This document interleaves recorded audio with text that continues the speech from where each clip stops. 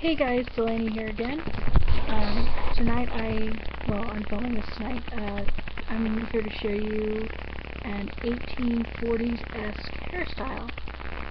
This would be something a little bit younger than Jane Austen, a couple decades, after the Jane Austen period, which was about 1810s, 1820s. Basically from the turn of the century, from the 1700s to the 1800s, and then this is basically the transitional period between the Jane Austen styles and the American Civil period. I know I'm quoting eras from different locations as far as Britain and America, but I hope that most people who are into historic forms of fashion and hairstyles at least understand what I'm talking about a little bit. Now, the reason I really like this hairstyle, and this is my first historical hairstyle on this channel, is I have ancestors and pictures of ancestors with this hairstyle, and it is definitely something that I think is cool. I don't know, it's a very interesting look, and I thought it was simpler than it at first, but either I don't understand how to work the curling iron very well, or it's more complicated. Now, when you look at, so this is part one, how to get that more natural, very, very tight curl on the side look.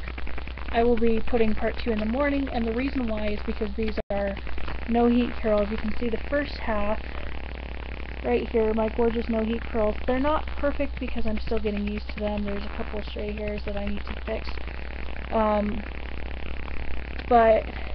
So if you're planning on doing an 1840s hairstyle and you're a magician with a curling iron or a curl wand or something, and you can do those very tight curls, I'm talking no space between the curl. It's literally just a barrel with the curl all the way around it, or at least as close to that as you can get.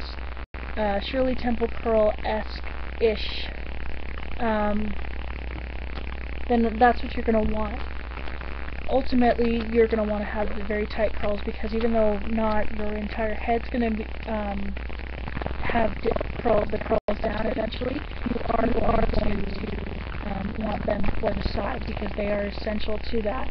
I have achieved this look once, so forgive me if it's not extraordinarily perfect.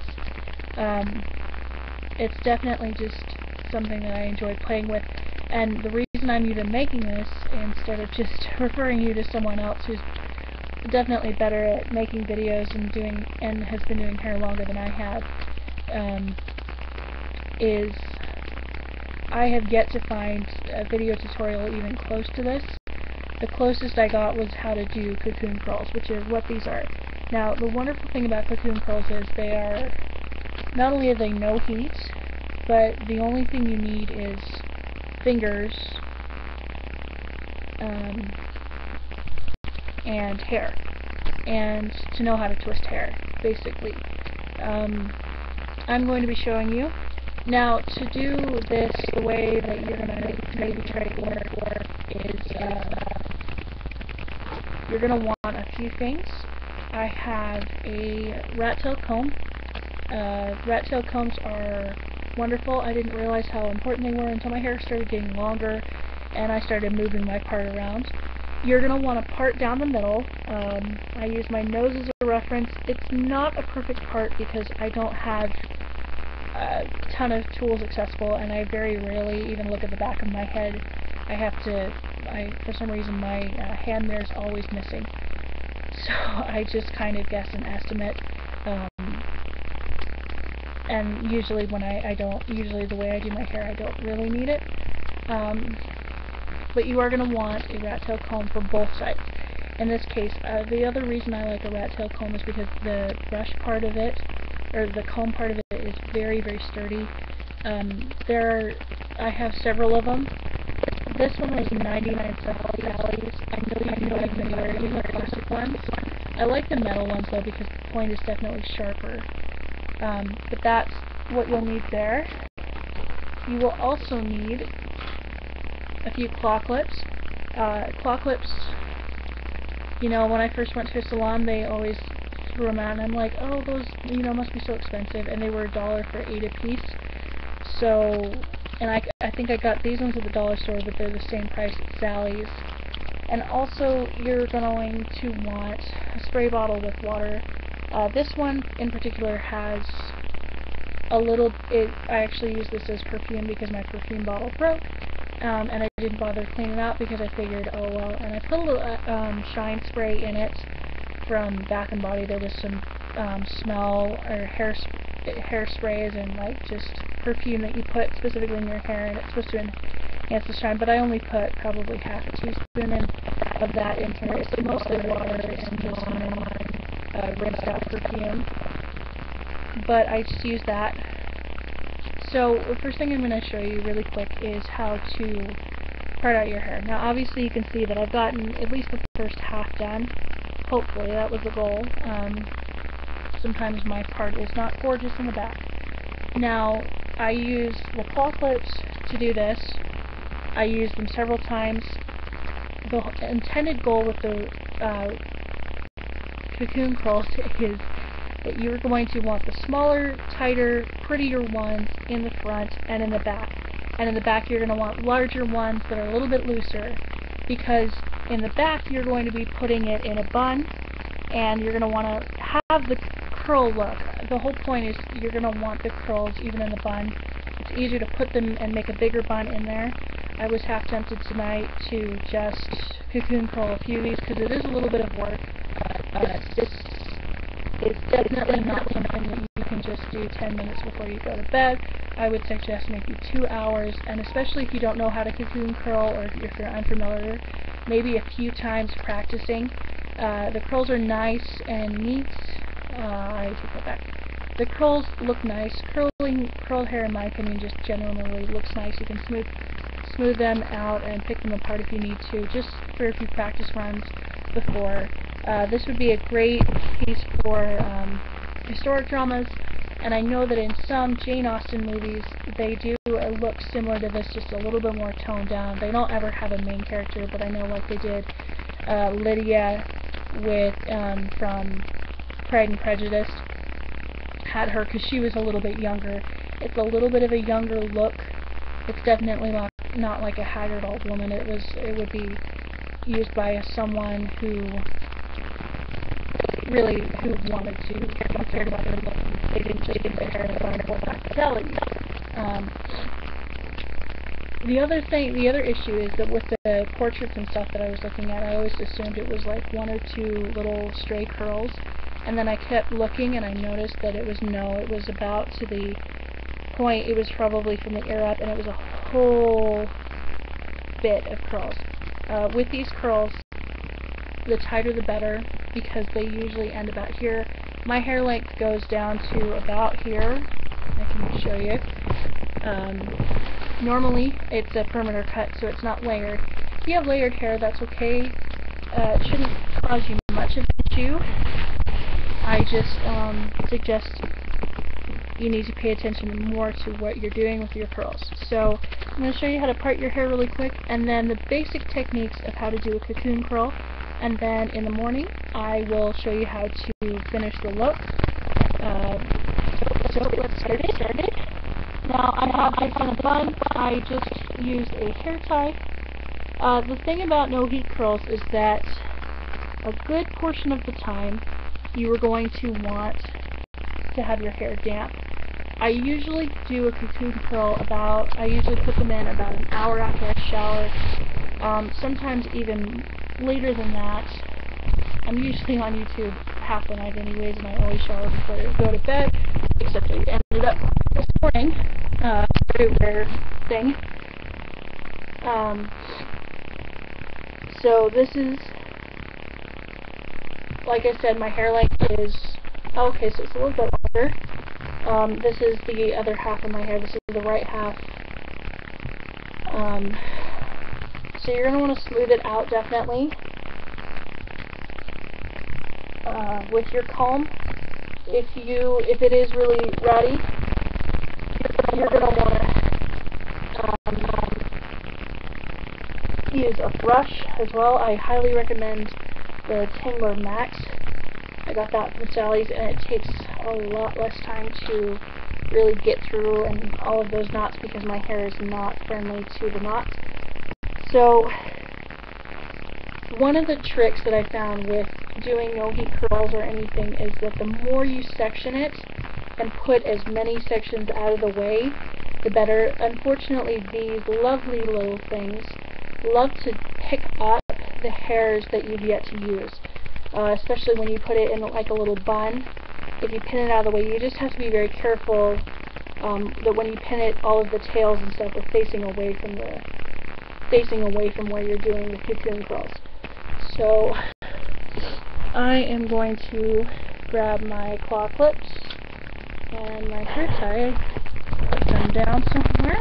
I'm going to move, so at any rate, I will just show you. So you're going to want to section it. I think I did the half, and then I had 2 claw clips for this side. My hair's a little bit thicker on this side, but I think I parted it so that it's fairly even this time. So you're going to want to section it out very well.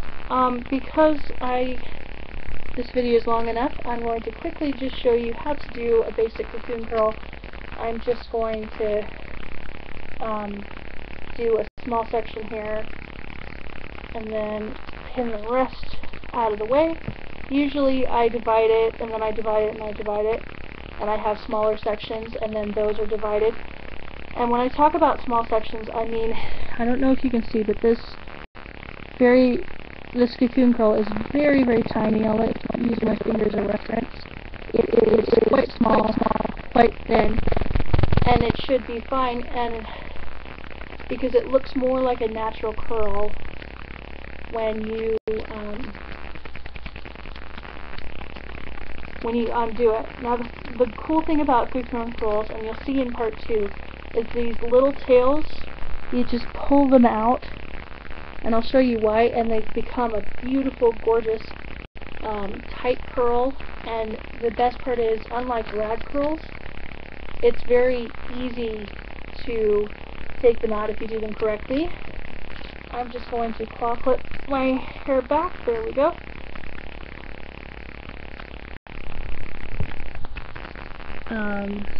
Sort of, at least get it to stay for while I show you. Like I said, still kind of new. So, take a small section. Oh, here we go. There's my hair. So, 1 second.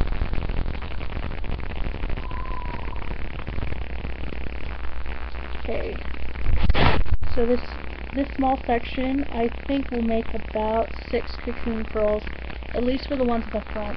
Now, when you're doing the front, you're going to, like I said, want a middle part, and you're going to want to definitely push your hair back a little bit. Excuse the yelling cat. It's the middle of the night and he thinks he needs to go out, but he doesn't. Anyways, you're going to want to push the hair back, and when you do that, just keep that in mind. So I am going to just cut this section in half and use my claw clip and just kind of push this out of the way.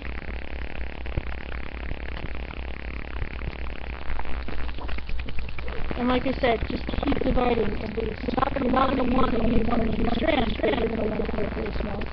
So this one I'm actually going to divide in half. You can see how very small that is, a section, but I guess the smaller the better.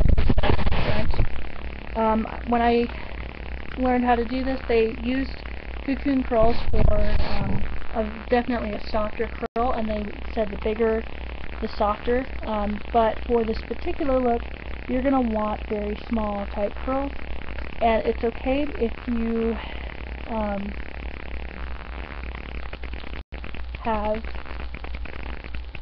it's okay if it's a little bit fluffier in the morning, because that's what we're going to achieve. So The other great thing about sectioning it out is you can have that little part between your ears, and so you can literally just work with your one point you're going to cocoon. I'm just dampening my hair, and the other reason you're going to want this comb is to even out the water. If you can do this, and I think that I have found that the ones that behave a little better are the ones that are less wet. You do not want to overwet your hair with these. So I said an hour after you get out of the shower or something. You're going to want it very minimally damp. You just want it damp enough to just get it so that it changes its shape. When your hair dries in a different shape, it'll stay that way, and that's the point of no heat curls. It's also great because no heat means less breakage.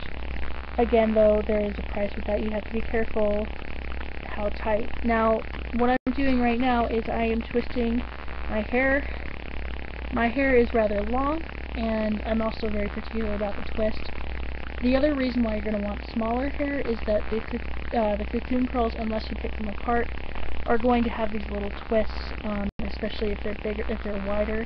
So the smaller ones minimize that look. They're going to look like little pockets, twists coming out of your head and into the curl. And so you're going to want the smaller look because the twists look a little bit more natural and they look more like strands of hair. So I'm just twisting this. I'm a little bit of a perfectionist, but you can see now, twisted the hair, and a lot of times you're going to have to go back and twist it even tighter. Don't do it so tight that you're feeling like you're going to pull your hair out.